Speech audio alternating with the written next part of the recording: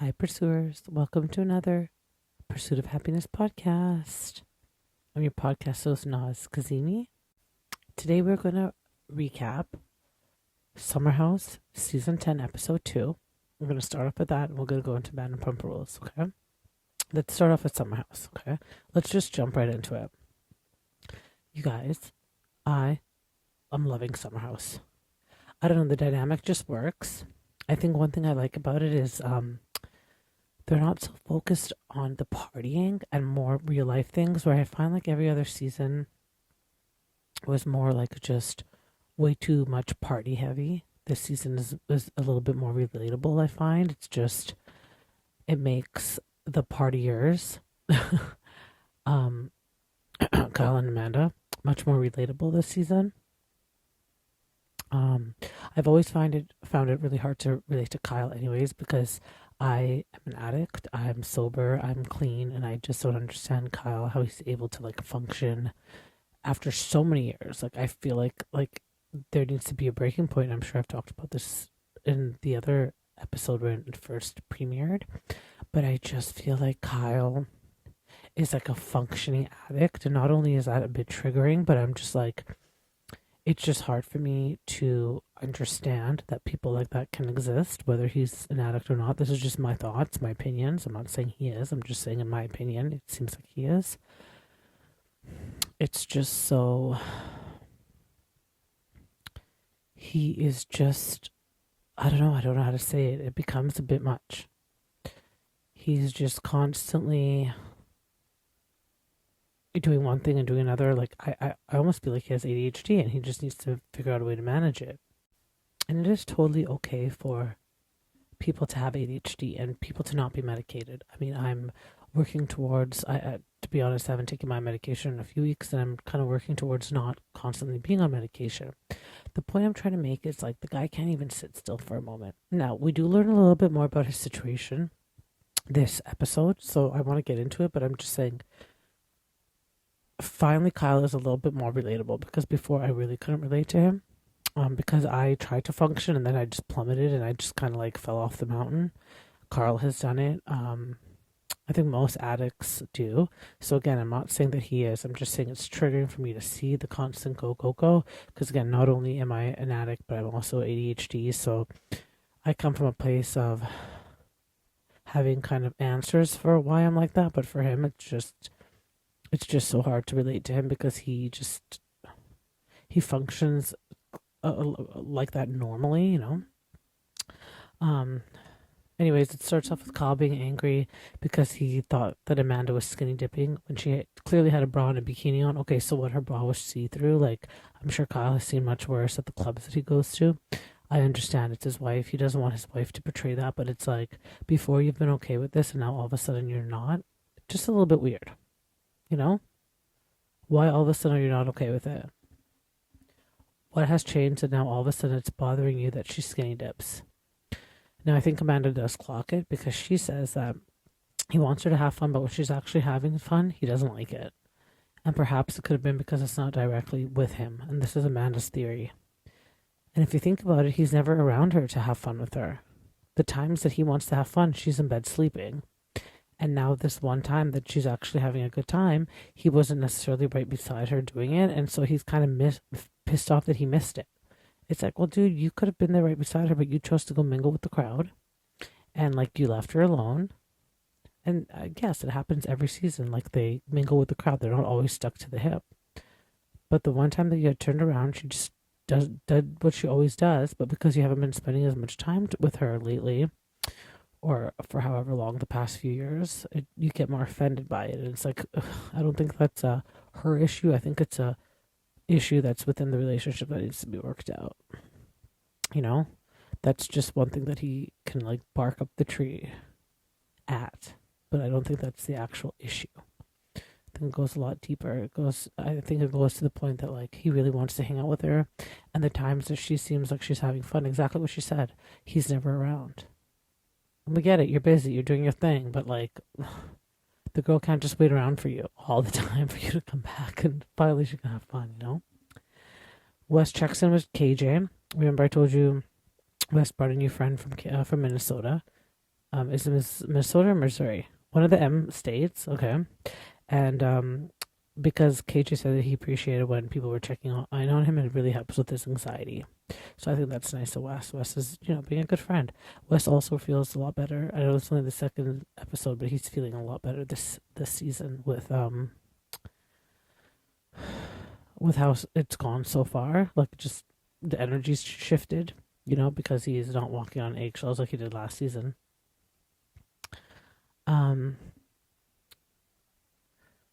Kyle then, when they're at a party, he admits to the group that he got a little bit spicy with Amanda. And that, okay, this is the part that really irks my gears, or grinds my gears, I guess the saying goes. He says that it bothers him because Amanda's smoking weed every night.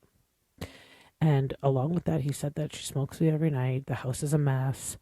He's begged for Amanda's mom to come down and help him clean. He can't even call a cleaner. I don't know why he couldn't call a cleaner. He made some excuse. And I just had my jaw drop to the floor. I'm like, so this guy goes out every night. Not only DJs, but parties while he's DJing. Like is drinking, getting drunk, comes home late. And he wants to shit on her for smoking a fucking joint and staying at home. Like, I could not. I just wanted to rip his fucking brains off. Like, so I've always been Team Amanda and Kyle. Love Amanda, always been Team Kyle, but this season, already 2 episodes in, like literally 15 minutes into the second episode, I want to wring his fucking neck. I'm like, bro, are you serious? Like, talk about not being able to take accountability. You're clearly seeing where you're going wrong. And then they return home, and you can tell Kyle's fucking wasted. People are trying to guide him to the bedroom. And it's gross. Okay, just imagine you're exhausted, you're ready to fall asleep, and someone that's absolutely sloshed and wasted and annihilated crawls into the bed next to you. And the way they act, they can't talk properly and they stink like alcohol. Like, it's gross, it's disgusting, it's an ick, it's a turnoff. I don't care if it's the guy who's drunk or if it's the girl that's drunk. If one partner gets into the bed, I don't care if it's 2 men, 10 men, if one person gets into that bed that's annihilated and everybody else is completely sober, it's gross, it's disgusting. Now, if everyone in the bed, if the 2 partners in the bed are drunk, that's a completely different story. That changes the dynamic. But as long as one person is sober, even at a party, if everyone's drunk, partying, whatever, party favors, you know what I mean, drugs, whatever, but that one person that's sober, it's hard for them to be in a room with all these drunk people. Now imagine crawling into bed with one, like you're already passed out, you smoked a J, you're ready to go to sleep, having a good night, and then this drunk person comes in right next to you and wants to like have sex with you. It's like, ew, gross, no. It's just something about seeing a drunk person, especially at the very end of the night when they're about to go to sleep, that's just gross and wrong. Anyways, but during the week, Amanda and Ciara meet up with Lindsay, to day drink, and Lindsay explains to Amanda that Kyle had called her and kind of unloaded about Amanda to her. And from what Lindsay can gather, it seems like Kyle just feels lonely in the relationship right now. And Amanda explains that Kyle's out all night long, fell asleep at a fan's house. Like, he went out partying with his brother. He and DJ'd, I guess, but the brother went home. His brother went home at a decent time, and then he stayed out at a fan's house until 6:30 in the morning. Like, if that were my man, your balls would be chopped, and I would hang you from the electricity pole like they throw shoes over when someone's died, except it would be your body hanging there. And this is why I'm single, ladies and gentlemen. And Amanda, again, clocks it. She's like, Kyle eventually has to stop this behavior, and eventually I have to stop putting up with this behavior, because going like this, it's like she's enabling him, and then that is enabling the entire behavior to go haywire. You know what I mean? It's just crazy. Kyle goes to Carl's house and chats with Carl about his relationship as well. Like, he's making all the necessary stops, talking to all the friends that he's known the longest. This is where he explains that he stopped paying himself a salary at Loverboy because distribution kind of dwindled for a little bit. So obviously that means the profits dwindled. So he stopped paying himself a salary so that he could kind of they could save their money reserves. Hence why he does the DJ gigs to help pay the bills. Okay, understood. You're doing it for money. It's not just so that you can party. Here's the part that I think that Amanda has an issue with. Okay? You don't just do it as a job, Kyle. You go out and you actually party and get drunk and stay out late. I know plenty of DJs that are sober that don't drink, that they do their job. Once their job is done and the club is closed, they go straight home. Sure, they're having a great time while it's open. They're chatting with people. They're having a fantastic, But you, my friend, you get drunk. You make a big scene, okay? People know who you are. You're a celebrity. It just doesn't look good that you're out so late and like making yourself available to all these fans. Now you're sleeping over at a fan's house and doing this. And I'm surprised pictures didn't get out. Like people just taking photos of him. Like, here's Kyle Cook sleeping on my couch. Like, it's just weird. And then Amanda is also right when she says that this type of behavior gets people talking. And your relationship doesn't look strong when your woman's at home sleeping and you're out partying until 6:30 a.m. Not to mention getting sloshed. And like, I think it would be okay with Amanda if she knew that he was literally just working. Even if it was like away for 2-3 weeks touring, but he's just working and then getting back home at a decent time and not being drunk. But this is where I find that Kyle, like, this is why I feel it's like alcoholic behavior. Like, he's so dependent on it to do this type of work. It's like, can you not just, and I don't get how, by the way, because like, doesn't alcohol make you fall asleep? I don't want to put anything out there, but is it just alcohol? Because how can you stay up so late drinking? Like, I could never. I ended up doing drugs, and the drugs that I did rhymed with poke. So, just saying, just putting it out there. Like, it's so unrelatable how he's just go, go, go. But it is relatable how he's having issues in his relationship because of it. So that I appreciate about them being vulnerable. Obviously things happen in the end. In between, these kind of things. It's just kind of like the main storyline, and I'm really invested in it. Or else I don't think that I would recap Summer House, because Summer House is just a big party scene. But I find it interesting that it's like it's boiled up. Like, it's finally like, like Kyle's like just on one. This like so far 2 episodes in. Anyway, but Ciara does bring a new friend as well. Her name is Mia. She's a realtor. She's the one that helped Ciara find her now condo that she's living in with. I think if I got this story right, it happens to be in her condo as well. But they also decide to make a big spaghetti Italian dinner for the fam. And by fam, I mean like everyone in the house. And while they're doing that, while they're eating, Kyle decides to make a toast. And Ciara was kind of joking with Amanda. She's like, it sounds like the toast is about you. But then Kyle gets offended that they're talking. And then this leads into another blow up. And Amanda's like, why couldn't you have told me this privately? Like, why does it have to be a group thing? And I agree with her. They don't talk about it at all privately. It's almost like it's too awkward for them to talk about stuff like this privately. But then he brings it up when the camera's around in a group setting. And that's going to be annoying for Amanda as well. She's like, wait a minute, are you in a relationship with me, or are you in a relationship with... Like, why is everybody else owed an explanation when you're actually married to me? Like, we took vows and you can't even have this conversation with me in private. And of course, Kyle doesn't take accountability. Doesn't say, you know what, I've done something wrong or nothing. In that moment, he was apologizing for talking about Amanda last weekend. But he's never sat down with Amanda and taking accountability and been like, you know what? You're right. I know that you hate this.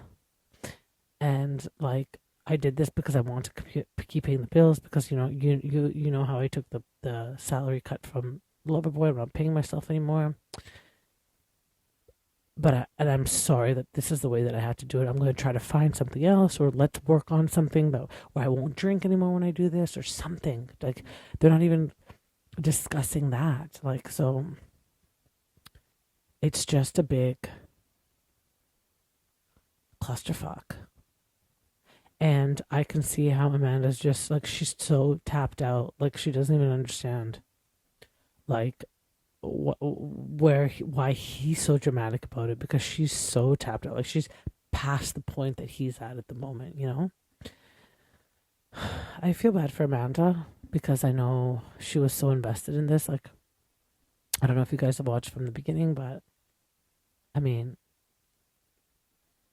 Amanda was the girl that would come meet up with Kyle in the middle of the night. Like, she was just someone that he met, and then like, there were seasons of Kyle without Amanda, and then she came along and he like loved her, and she was so happy. And they were so happy to get married, but then like I don't know what I don't know. Like we don't see enough of them in their daily life. We only see them partying on the weekends. That's what I'm saying. This season is a little bit more like of their personal lives rather than like their lives as a group and just partying. So it's interesting to see. I'm kind of excited to see how they navigate through this because I mean, let me just throw it out there and like spoiler alert, I know that they're separated and they're going to file for divorce. So I know that that has happened and that's like real time. So after the season aired, or after the season started airing, but they wrapped up filming, sorry, and like production's done and everything, they're just now filming it. The divorce announcement came. So we're obviously going to see more indicators of what led up to that, but I'm just saying it's just sad to see that happen, you know? And I don't think that in this case it is a... Okay, it's not a show thing. It's not because they're on the show, but it is because the amount of, I think, fame that they have. I can see that Kyle's utilizing that. There's nothing bad about him DJing. I'm not saying that, but Kyle's just utilizing his platform to his advantage to, you know, make all the money, and that's fine. I think where Amanda has kind of drawn the line, and she has a boundary up is like that he keeps getting drunk and like hanging out with random people until wee hours of the morning. Like that's the part. She's like, you could just come home to your wife and sleep, and we can wake up together at a normal time and have a good day together. You know. I wonder how Kyle's liver is doing, really, because like, Jesus Christ, the man can drink. But that's it for Summer House, you guys. Again, I'm so excited to watch this and to just understand more about this dynamic that's been created between them. You know, they were like the best couple. Like everyone just wanted to be Kyle and Amanda. So it's really sad to see the demise of the relationship. Now let's get into some Vanderpump Rules. Okay. Isn't Vanderpump so good? I'm telling you guys, okay, I love my Real Housewives. I do. I love it. But what I love a little bit more than Housewives are the shows that don't necessarily say the Real Housewives in front of it. For example, loving Summer House, loving Southern Charm, loving Vanderpump Rules. Always have. I've always watched these shows, but it just hits a little bit different, you know? So it's Vanderpump Rules, season 12, episode 9. And that starts with Venus is talking about the night before, because you know how they were in Palm Springs and they were just doing Palm Spring things. Okay. So Venus is talking about the night before and how he literally made out with everyone, but Natalie was giving him tongue, and he's like, what? Like she was like the worst of it, but then Natalie says, look, I wasn't giving him tongue to be a good kisser. I was giving him tongue as like his best friend, you know? They start talking about when they lose their virginities, and then Shayne's like, he lost his virginity in a sewer. I was like, what the F? Okay. And Venus lost his virginity in the cemetery.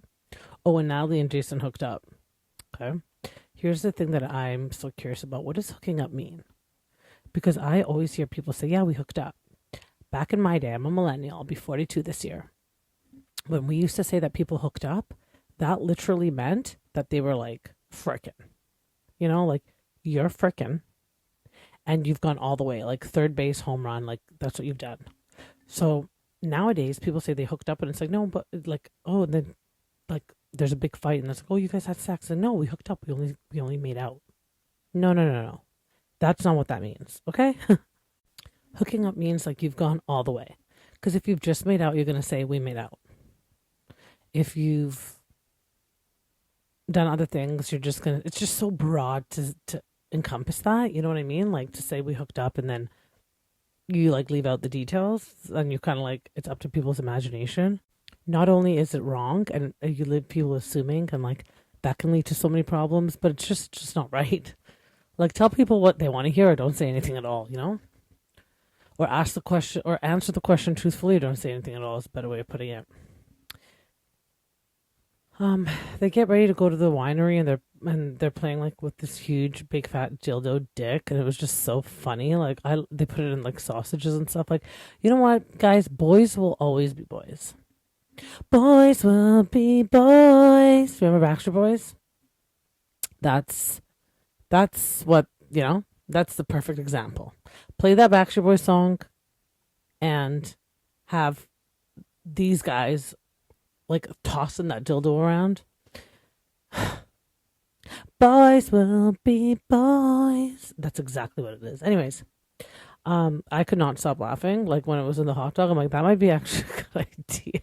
Okay. I don't know why I thought that, but it just because they blurred it out, but it just looked fitting even from the blur. So they all go drinking to. So they're all ready. They're going to the wineries. First, they go to Mari Wineries or Mari Vineyards, which I've heard of. They're all getting along. They're all having. First of all, okay, as someone that is a former addict, and I don't necessarily want to say alcoholic because I was never really an alcoholic, but it goes hand in hand. But I could never, ever, okay, day drink and then like continue on through the night. Now you can tell, and we're gonna get into it as the events go on and on throughout the episode. Like the way people talk, you can hear that they're sloshed. But like, oh my goodness, it's just so funny for me to just see them try to like be all like cohesive and manage and whatever. But like, you can tell everyone's just wasted. So they go to the winery. Natalie makes a cheers. It's nice to see Venus and Marcus connect. That's her cheers. And then Kim and Natalie have a breakthrough with each other's friendship. Kim blames her Aunt Lydia for being so crazy, and she just wants to be understood. And I think that's nice to hear because she did apologize to Natalie. They were drunk, but the true feelings come out when you're drunk. So obviously she is remorseful, truthfully, about, her fallout with Natalie. And I think it's nice to hear her Kim finally be vulnerable because she's still not one of my favorites, but having vulnerable moments like this make you just reconsider your position with her. You can tell, okay, she's hurting. And like, I mean, come on. We all knew this from the beginning. Like, the girl's hurt. She's got to work through some stuff. This is why she's having such a hard time just letting go of the things, that has happened between her and Natalie. Like, she just holds on to it a little bit tighter than most, and I feel like there's always reasons for that. And it's finally starting to show. Now, when you're on a show like this, I think it's so great that you be vulnerable and that you allow these true feelings and colors to show, because then the audience is able to relate to you a little bit more. I know we want to guard it, and I know it's their first season, I understand, but you have some people, and I feel like I would put, and maybe some of my disdain for Kim is maybe I feel like I might be a little bit like her if I were to be on a reality TV show. Like, it might take me a little, like, I feel like I'm being vulnerable, but it's not vulnerable enough to get the audience to necessarily side with you quite yet or to understand you.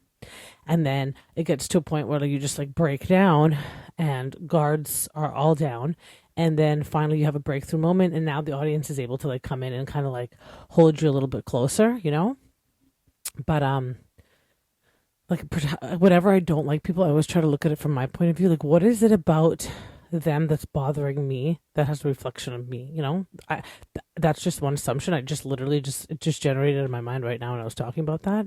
Whereas because I was about to say, when you have people like Natalie or Venus that just kind of put their shit all out there without really thinking twice about it, for me, I kind of do think twice. And it's not that I'm trying to be fake. It's just that some things you think, they don't need to know that. Like, that's not going to make a difference. Just like posting content on TikTok, I'm being serious. Everyone's always like, don't think about it too much. Just post, because what you like, your audience might not like. But what you don't like and you just post, that's what's going to resonate with the audience. That's what's going to get a viral video, So I think if you go into these kind of dynamics and you think too much about what you are going to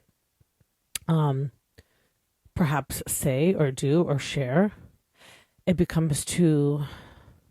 You appear too rigid, and you're not just going with the flow. Like, you're thinking about it too much rather than just letting it happen, and you're trying to like pre-produce. And I think that becomes a little bit more hectic. It becomes a little bit more disingenuous. It becomes a little bit more fake. And now the audience is unable to relate to you. They're not understanding why you're the way that you are because they're missing pieces. And I think Brittany Cartwright said it best. I was listening to her on a podcast. I believe it was with, could it have been Lala? She was on a podcast and she was saying, listen, sometimes I have these moments where like the other members of the cast want to call me off camera and tell me something when like we're supposed to meet up tomorrow. Just give me a heads up. And I appreciate it. But I also tell them, don't tell me anything because I need my reaction to be 100% on camera, or else it's not going to. It's going to look disingenuous. It's not going to be 100%. But when things do happen, she's very okay giving her friends a heads up. Like, hey guys, listen, tomorrow this is going to happen. I'm just letting you know. And just leaving it at that. And I think that's nice. And Lala kind of, I don't know if you guys know Lala. Again, these are all Vanderpump Rules casts. Because now they're both in the Valley. And Lala said similar, but she's like, it's so much more easier for me to really be honest when the cameras are on because I know it's my job. And I kind of hate when they talk like that because we understand that they're getting paid for it. Yes, it's a job. But at the same time, isn't it supposed to be reality TV? Like, I feel like when they keep saying that it's a job, like kind of like what Tamara and Teddy used to do on their podcast, just constantly saying that it's job, it's work. It kind of makes it much more like, again, disingenuous. Like, oh, so you're doing this because you're getting paid to do this. You're not doing this because it's actually how you actually feel or how you actually be in real life. You know what I mean? It just kind of takes away from it a little bit. So that's just my opinion. But you can see how previous and different reality show cast mates, I guess you could call them, friends, react and act. So let's bring this back full circle. My ADHD just totally digressed right there, made me digress. But going back to Kim, having a vulnerable moment like this makes you much more relatable. Exactly what I was saying about Summer House 2 earlier in the beginning. Kyle and Amanda are so much more relatable now. They're actually human beings rather than just the people that go and they party and at the summer house every summer. And not that they weren't before. They've always been human beings. Not that they just transformed overnight, but it just makes us be able to relate to them more because I can't relate to someone that constantly goes and parties every weekend in a summer house in the Hamptons because I don't live that life. But I can relate to someone that's in a relationship that they're seeing that it's not working and they're trying to figure out how to navigate it. And not only that, they're on camera. I mean, I've never had the camera part, but there's pressures on them, external pressures that might make it a little bit harder or might have prolongated them staying in something that they shouldn't have for much longer than, than it needed to be, if that makes sense. I'm hoping that makes sense. So anyways, it's nice to hear her be vulnerable. It makes me like her a little bit in that moment. Now, Jason also says a cheers, and he says he's had the best time. He's even put things aside with Angelica, and he's willing to move past it because, she kind of wasn't the nicest when it came to them kind of parting, going their separate ways. Angelica obviously felt a sense of rejection. So moving forward, they're done all their cheers. They're kind of stopped their sap stories. Everyone's cried, etc. They're going to take a group photo before leaving this winery. And then Angelica, oh God, I think she's just so like unaware. She's really not like, she just can't read the room. She tells Jason, come sit down next to me, you little small man. And then Jason, this is when gloves are off. That is kind of corny. He even said it. He's like, that's so corny. Like, why would you say something like that? I think she was just trying to be cute, but then the wrong words came out. Because she seems to struggle with that a little bit throughout this entire episode and also the next episode.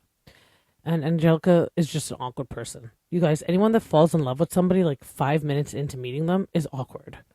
They just don't, pick up social cues, And, they can go around and tell everybody else on the planet that they're insecure. But really, they are the most insecure persons on this planet. Okay? Because for you to just put down your boundary and to just jump right in. Like, I have a best friend.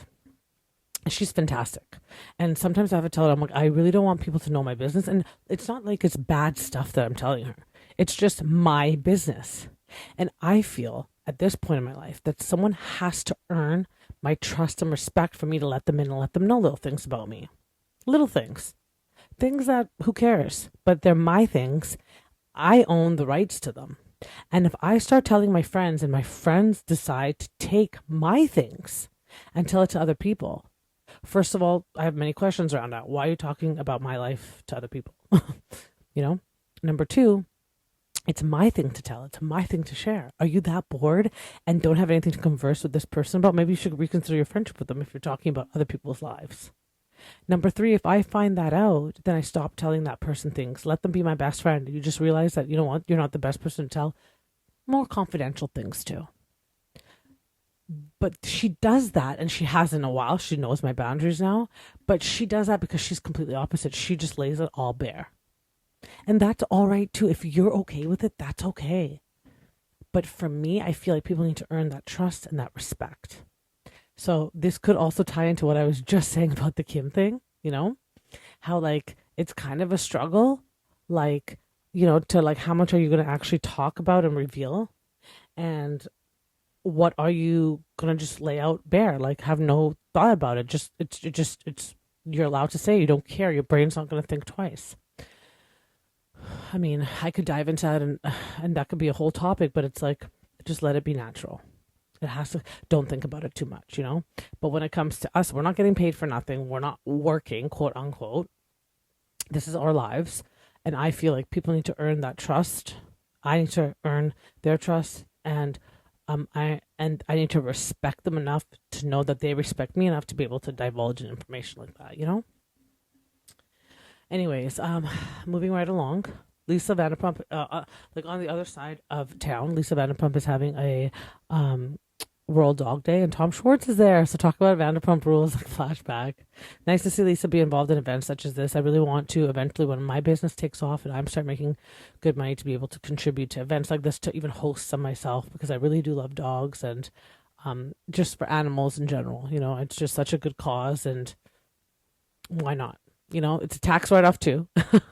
But also you're helping a really good cause, and you get people together. It's an event, and at least there's not going to be alcohol and people drunk, and it's just a nice, pleasant event. People can bring their dogs. I love it. I love these kind of events that she does, and I love that she shows them too. Now the limo ride to the next winery, now we're back in Palm Springs, is a wild one. Are they in Palm Springs? Yeah, because they went to Palm Springs for the wine event. It's funny because the Valley too, they're in Palm Springs, right? So I kind of got confused there. But anyways, the limo ride to the next winery is a wild one. They're bumping and grinding. It's because you can tell people are drunk. I feel so bad for Shayne. Lucky for Shayne, he's kind of a wild card anyway, so it's like he just mingles in. He doesn't need the alcohol and drugs. But yeah, it's just like you can't tell the difference really in that environment. And so the next winery that they go to is the Tobin Wines Winery. But Jason's still reeling from Angelica's comment and wants to confront her, and as he should. I think that it's just the more communication, the more people are going to understand where you're coming from, your boundaries, who you are, what you need from them, etc. And he asked Chris to have his back, and despite Chris having Jason's back, he still thinks that like we just ignore Angelica, like his sort of like punishment or retaliation is just potentially doesn't exist. Like who cares? But that's not how Jason feels. And you know what? If it's really bugging you, you guys work together, get it off your chest. That's what I think. Obviously, in a well-respected way. I don't think Jason has once yet come across very disrespectful, raised his voice, acted immature, nothing. So I feel, I understand why he's a little bit more frustrated this time around. He even just tried to be the bigger person. But anyways, Jason confronts her, and finally Angelica is vulnerable and honest. So this is when we start to see the vulnerable and honest Angelica, and again with alcohol in her. So Kim and Angelica, same. They have this really big guard up, and then once they're a little bit drunk or tipsy or whatever, they loosen up a bit and they become vulnerable. She said that she was hurt from him, as the communication was weird with them in the beginning to begin with, and it ended not in the best way. She feels catfished by him. She said that he seemed genuine and loyal, but he really ghosted her. Finally, amen to all the gods out there. Thank you, the universe. It's exactly what I was saying. She is hurt by him. That's why she's doing all these sorts of things. She's saying, oh, the penis pump came up 1,000 times, and she could not get this guy's name out of her mouth. Okay? Finally. It's brought to air. It's brought to life. I'm just so happy that we finally got this kind of honesty out of her and accountability for it, of where she's coming from, and pretty much ownership about why she's been doing what she's doing. Because she pretty much says that I was hurt by you, and this is why this came out like this, And in that moment, he didn't even talk about anything like that. He was just like, I came to stand next to you, and then you said something weird. Like about like I even apologized to you. I was like, we're ready to move forward. Let's let bygones be bygones. And then you make a stupid comment like that. And she doesn't say, oh, I didn't, she did acknowledge it. She's like, I meant to say it like endearingly, but then she gets into why she's been the way that she's been since they kind of stopped talking. So everything's starting to come out now. Oh, alcohol. how you do this to us. Um, Now he brings up the penis pump. He's like, you've been judging me since I met you. You brought up the penis pump. Now Angelica denies judging him or saying anything about it. That's just like, this girl is insane. But she's kind of reminding me of like a Sally, like creates a fire, like throws in the match into the gasoline, watches the fire blow up, and then walks away. You know that meme with a little girl, and then in the background there's her house on fire, and every meme is different. Like it's just whatever applies to your situation, Like that is totally Angelica, who also is similar to. I just said the name and I forgot. Oh my god, okay. Wow. Let me forget. um okay, wow, I can't believe I really just forgot it. Like I just said it and then I forget it. Really? Like it's just crazy to me. Anyways, Angelica denies judging him or saying anything, and Demi and Kim said, you really need to own what you said, girl. And she says that Israel is the one that showed her the video of them massaging each other, and she says that she felt bad. She felt that it was incestuous. So at least she's taking a little bit of accountability. But then Demi and Kim are like, no, dude, you need to really like say what you were saying. I think Demi even says at one point, like, Demi even says at one point, like, you talk a lot when we're together alone, and then when we're in front of people, you kind of keep your mouth shut. Like, I love you, girl, but that ain't right. And I agree with her. Because you can put people in really awkward positions and situations, and then in front of them, like, you act scared. And even after this, okay? Even after this, she goes and she stands with Shayne, who's playing the video games, because Shayne just kind of left. Like, Shayne's not drunk. Shayne doesn't want to be involved. Shayne's like the new guy after Jason. So he's like, why we keep going back to Jason? Why is this still a thing? Like, if she's with Shayne now and she's happy and, happier, why is Jason still an issue? Why is it constantly being brought up? Why is Jason constantly upset at her because of her? You know what I mean? And Angelica even says, she's like, I don't agree with them. And then she starts talking all this talk that she should have just said in front of them. She should have just said in front of them instead of to Shayne, listen, you guys have an opinion. And I don't agree with it. My opinion's different. I feel like because I have a different opinion, I get bullied or chastised because of it or whatever. Moving forward, I'm going to come to you straight, but I'm also allowed to have a difference of opinion. I just won't like gossip or blab about it. I think, if you take accountability that way, and Demi even said the same thing, like, just take the accountability. Like, everything will be okay once you are accountable, So obviously Shayne wanted nothing to do with this, so he kind of leaves Angelica again. He goes back to the group of guys, and Marcus tells Shayne, she's not the one for you, man. And I agree. I think Angelica is just rebounding. She doesn't even know what she wants. She's just hurt that the guy that she thought that she was going to spend the rest of her life with has dumped her. And I don't even think that she cares to be with him. I think more so what the issue is like, she thought she was doing everything right. And then all of a sudden, like, she's not. But then at the same time, he's still at the house. She's still sleeping with him. It's like, figure out that shit first,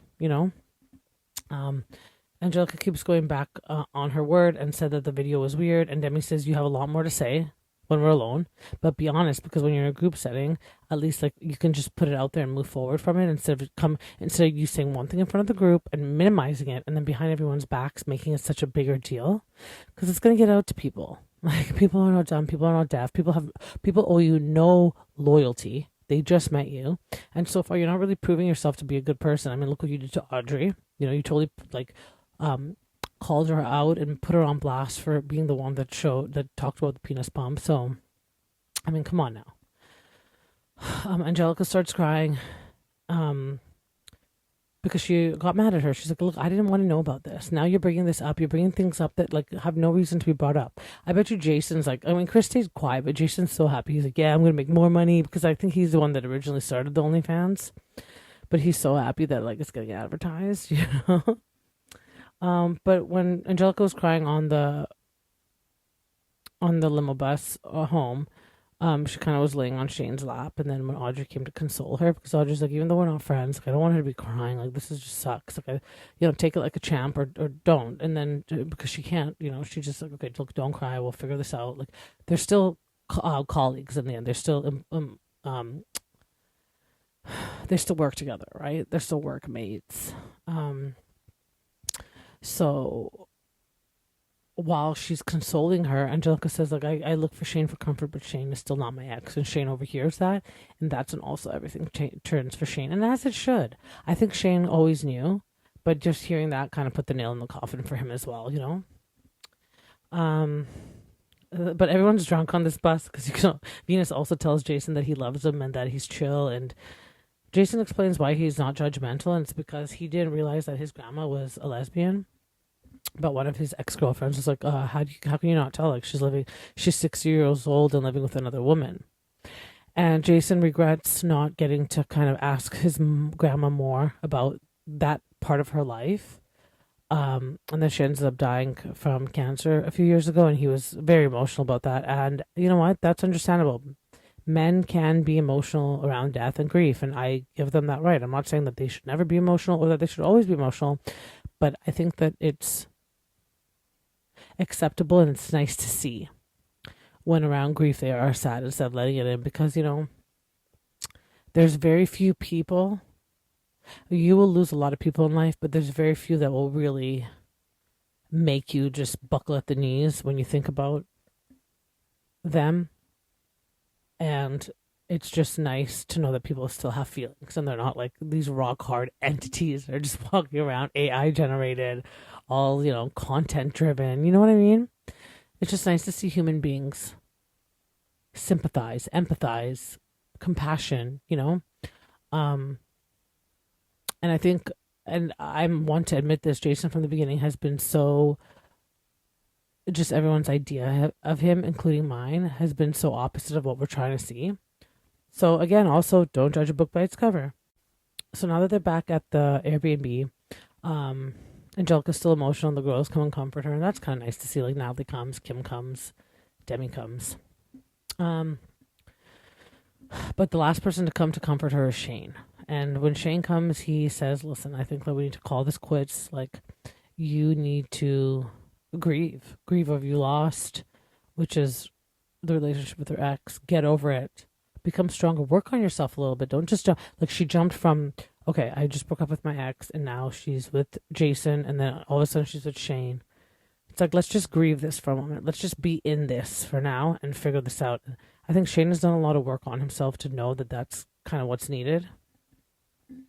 Shayne's whole process of recovery, as I am also on a sober, clean journey, is to really get in touch with yourself first, see what it is that you want, and then be able to include other people in your journey and be the best person that you can be for them. But it doesn't work when the other person's not at their best, or at least trying to be at their best, and is just kind of clinging on to you because you're their life raft at the moment. Because then that becomes toxic, and that could be triggering for a lot of addicts, So yeah, it's good to see that Shayne has boundaries and he put them up. So after this conversation, Shayne says that he's going to go into the hot tub. But in the hot tub is also like Jason and Chris and Venus, Audrey, like all these people are also Marcus, I think. And then Shayne pops in. Next thing you know, Angelica comes in. Now they're talking, they're having a good conversation. Chris makes some stage 5 clinger jokes. But then as soon as Angelica comes in, like, it just the vibe changes, And I'm surprised that she went there. I think she went there because she's trying to win Shayne back. Because it's so funny. But you end up finding out that, like, so that when they have the car ride home, which is the next day, that Shayne had locked his bedroom door, and as you should, like, you're in a place like that, you want to sleep. You're not an addict. You're not drinking. You're not kind of involved in those ways. So if they want to stay up and party, you're kind of like, keeping the boundary up physically by locking your bedroom door. But Angelica didn't sleep in her room. She slept on the couch that's really close to Shayne's room because she tried to get into Shayne's room and she couldn't. So it's like Shayne just told you no, and you are still going after it. Like, even Demi was like, dude, please, like, save yourself the self-respect and just don't do that. But I think this is what these kind of games that Angelica plays literally with herself, because no one else is playing them with her, is what kind of keeps her afloat in moments where she's like high stress and has really nobody else, Like, it's a game to her. Like, I feel like part of her brain still hasn't like fully developed, you know? Sad to see a grown ass woman kind of feel this way. But anyways, now we're on to episode 10 of Vanderpump Rules. Kim and Natalie go to a boxing class. They're happy. They're getting along. They had much fun on the weekend, and they're glad that they're kind of in a better place. Angelica had gotten her boobs done. She went to, I think, Houston to do it. So Natalie and Kim called her to check up on her. Demi has also checked up on her, but not Shayne. Oh, duh. Surprise, surprise. Although he did kind of like her comment. Like, she posted a story that she got her boobs done and he liked it. Like, Jesus, what more do you want from the man? Like, roses? Like, at this point, like, where he stands. Venus, Marcus, Jason, and Chris go to Villa Rosa, which is Lisa Vanderpump's house. They go to shoot a photo shoot for Venus's because he's hosting Gay Pride at Sur. So obviously he picks like the model men, and Marcus is just there for photography. Venus goes to chat with Lisa Vanderpump, and he's again hosting Gay Pride at Sur, and he wants the most iconic poster to advertise. Venus also filled in Lisa about the weekend. He says he met a guy, but he always feels like he's had to hide because he was gay, and it took him a while to come out. So when he did come out, actually, he was rejected by everyone that was around him. So he has a lot of fear around meeting new people, and he had been suicidal at some point too. And I've heard this a lot from people that have come out quite late, or anyone that's come out. And I'm not trying to minimize the gay, lesbian, LGBTQ community at all. I feel like everyone has had. Me at one point in my life also had suicidal ideologies, I guess. Ideations. Now, it doesn't mean that I want to act on it, but I just thought, like, would it be better? But some people take it a lot further. And I'm not LGBTQ. So I can just imagine the pressure of, not only feeling stressed, depressed, you have all these kind of pressures around you, but on top of that, you also are doing, or you are identifying as something that society hasn't quite caught up to. That extra pressure, that amount of extra pressure, I can see it and I can feel it.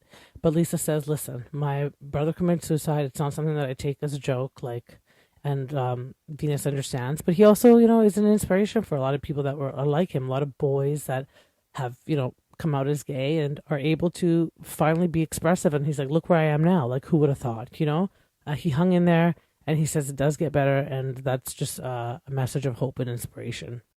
So Audrey meets up with her friend Parker to hike, but she explains how she heard Jason's twin tell Chris that we're gonna, F all these bitches in Bali, and she still has that in the back of her mind. Now, in the moment, she's happy that Kristen gaslight her, and I have to agree. Instead, he was like, I know, that's so shitty. I'm so sorry that you heard that. Like, that's not what I'm going to do. I don't know why he would say something like that.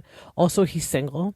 And and I remember when Chris, in the previous episode, when he told Marcus and Jason that Audrey heard this, even Jason, it's Jason's twin that said it, was like, we'll tell him that he's like an idiot and he's like single, and he's been single for like so long. So obviously that's where his mind is. And I like that they kind of were like that. They weren't like, yeah, we are. Come on, who cares what she says? And who cares? And if she doesn't, then at least you're still going to be able to, like, fuck all these bitches, Like, they're very respectful about that. And I like that. Because I think that shows that Chris really does like Audrey. And even Jason, who's his cousin, can pick up on that. So he wants to help him rather than watch him sink. You know what I mean? Like, it's nice, right? But she can't stop thinking about that comment, regardless, even though, like, Chris kind of, like, and Chris kind of explained it. And she also, like, I was glad that they didn't ruin the whole weekend, like, by arguing and getting pissed off and whatever. But now that the weekend's over, like, she can't help but just have it sit there and just replay in her head. And at the same time, she heard some weird, like, comments from the cousins, which are Chris and Jason, such as, like, we've been on dating shows, we've done all this kind of stuff, but, like, we always have characters that we play. So she's like, okay, so right now, are you playing a character by liking me, or do you actually really like me? Because I think she hasn't seen a lot of initiation or go-getter type attitude from Chris quite yet. That could be like, okay, he really wants to be in this relationship. It's been, even though they're together, it's a lot more casual togetherness, I have lots to say about this. I do love Audrey, but I feel like she just needs to give Chris a chance. Like, she hasn't given him a chance. It's only been what, like a few weeks, But that's how she feels, and you can't erase how people feel, right? Marcus loves seeing Kimberly and Natalie getting along, and even the producer called him out for being the one that stirs the pot, which is why the girls don't get along. I really hope that the girls watch this post. watch this post filming, and they realize who really the problem is. Now, not that Marcus is a bad guy, but he's the problem when it comes to the two of them, and is it really worth it? You know, Kim and Marcus get busted smooching on the Sir floor, which is kind of like disgusting. I don't know why they. This is why they say, like, here in Canada, like, they really encourage people not to date, and if they find out people are dating, you're either never getting shifts together or you get transferred to another restaurant, office, whatever it is. Our HR departments are really strict on stuff like that. I don't know how it is in the States. I know Lisa's filming a show, so it's Jason's first night serving, and he's serving Ken and Lisa, but he fails miserably, so Lisa puts him into the host stand. He's better to look at than to take orders. Poor guy. He's probably making way too much money with OnlyFans that he doesn't give a hoot, because I feel like if this is your only job and source of income, you're going to care a lot more. And Demi even said that he's taken 4 times longer. So I don't know if he just got hired to be on the show, you know, and like I don't know. Audrey and Chris go to Universal Studios. They dress up as Harry Potters, which is what my daughter loves. She's always cosplaying Harry Potter, like at fan expos or Comic Cons. And Audrey says she doesn't believe in dinosaurs. I find hilarious because I love dinosaurs. They sit down and chat, and she finally tells Chris that she's curious what's the next step, and as is he. She explains how she swept the comment that she had heard under the rug, and the trip was a test, and she had expectations of him making more romantic steps. I can see that Chris was definitely blindsided by this. Like, he had no idea that this is how he felt. In fact, he feels like, oh, was I looking at this completely wrong? Like, was she really not interested in me? But I think he does like her, and he does know where he's lost her. And this is where I feel like she should have just really given him more time. You know, like, now that you've expressed it to him, because even at a later point when they're at the beach for McKenna's birthday, he's like, I want to be that person for you. Like, just give me some time. And she's like, well, now you're saying this after I've told you. Well, because he didn't know. He didn't know that, like, that could be a point of contention, you know? Venus asks Marcus to DJ for the gay pride parade. I just don't get what's with, like, Mauricio, who now wants to be a DJ. Marcus, Meredith, James Kennedy, Kyle Cook, all these DJs on Bravo, you know? Kim and Marcus are heading in the right direction, but Kim doesn't want to move in with Marcus quite yet. I think that this, you can tell that it's because she has reservations at the back of her mind about how this relationship is going to turn out. Like, she's just, you know, I feel like they're going to break up quite soon because, like, they're not moving forward. But here's the funny part. Apparently she stopped taking her birth control, so obviously she wants to have kids. So is she more interested in becoming a mom right now or to move along the relationship? That's quite interesting, but it's nothing that I haven't heard before. Then Shayne is shooting a vertical microdrama, which are 90-minute movies, but they're cut into 2 episodes. They're kind of like soapy, like soap opera and soap opera. Yeah, soap opera type-ish. He's already done 9 of them. He makes $15,000 each, and that's pretty good. I'm not gonna lie. Like, I was even thinking about it, but he's also invited Jason to join, so Jason can, you know, do his acting career. Because I'm pretty sure everyone moves to Hollywood or to LA to pursue acting, be a model, like to be noticed. However that is, reality TV show, something. You don't just move to LA. Like, even me, I was like, I still feel like LA would be the best place to go. Because it's the best place that you're going to meet someone, like, and get discovered, get noticed, you know? Like, it's, where else would you kind of, move to freaking Vancouver, British Columbia? Like, even Vancouver, how many actors come out? Like, Wolf from Stranger Things, I think his name is Mike. He came out of Vancouver, but, like, there's very far and few in between. Like, LA is a spot. How many actors come out of LA? Kim Kardashian came out of LA. You know what I mean? Like, and she had a sex tape. So, and I think there's nothing wrong with that, but I'm just saying, like, the opportunity to get noticed and to blow up and go viral is a lot bigger in a city like LA than it is anywhere else, right?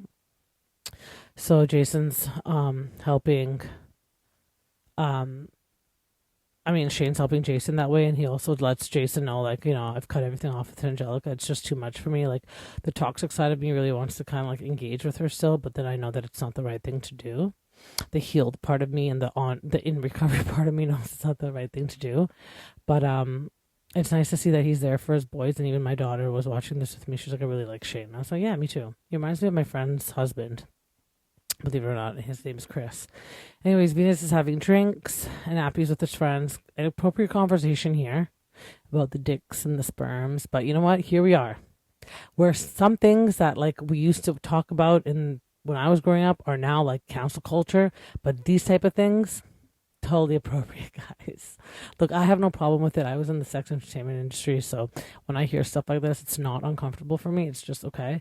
But then when I look around the room and my daughter's there, like my mom potentially could be hearing while she's cooking or whatever, it's like, okay, yeah, let's change that. Audrey, oh, sorry, I already talked about that. I scrolled the opposite way. Venus is also explaining how his parents have embraced him, want to connect with him. His dad watched, for example, all of the seasons of Vanderpump Rules just so they have something to talk about, knowing that he was going to start working at SUR and potentially start filming. I think that's really sweet. Unfortunately, we had a event in British Columbia, which I don't think has ever happened to this extent, where a trans, and I'm not saying the trans kids are the ones to do this, but a trans child walked into an elementary school and shot and killed almost 10, 12-year-olds, including 2 teachers, including his mom and his sister. So the exclusion that these type of kids feel is just heartbreaking. It's just heartbreaking to know that they have to, that the way that they can feel heard or seen, or, I mean, he took his own life too in the end, but the way that they can feel, I would say heard the most and seen would be by doing stuff like this. The pressure is just astronomical, and some things have to change, because the more and more that we become inclusive and we start, accepting all different types of identities and genders, the more we're going to see it.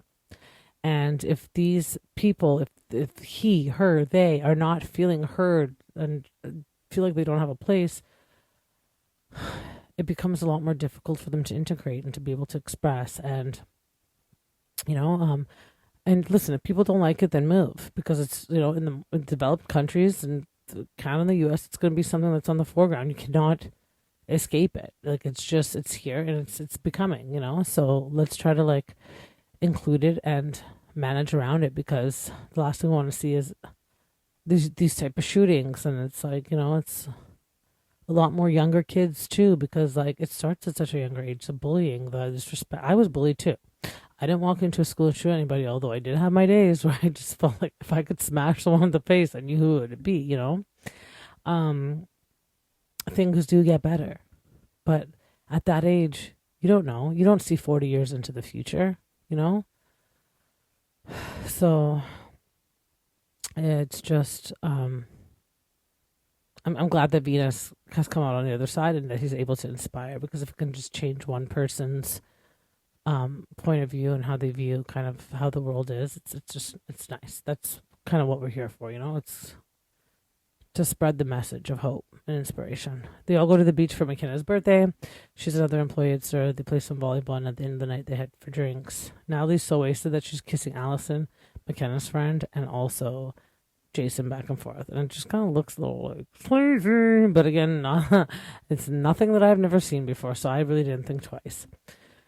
Chris wants to talk to Audrey alone. He said that he really likes her. It's really nice to see. He feels like himself when he's with her, and it's funny because Parker is there. That's Audrey's friend, and he keeps rolling his eyes. And I didn't understand why. I'm like, but this is what she had wanted. But this is where she makes the comment. She's like, I wish that you'd done this prior to me telling you. But it's like, listen, he didn't know. Now he knows. So now he's able to make the mood. Like, it's all communication. You can't expect someone to just read your mind. Although I understand how Audrey feels. Sometimes I'm like, I can't believe I have to tell this person how to be.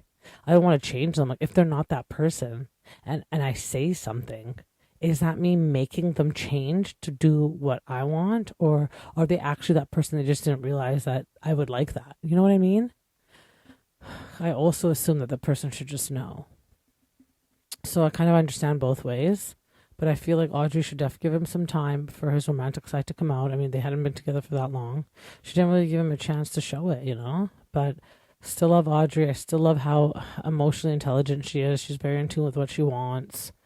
And even if she's perhaps unsure of what she wants, she definitely knows what she doesn't want. So that's always really nice to see, especially from a woman, And especially someone like her. She's come from Texas. She's by herself in LA. Like, she has boundaries, and that's wonderful to see. Anyways, guys, that is the end of Summer House and the 2 episodes of Vanderpump Rules. Hope you guys enjoyed that.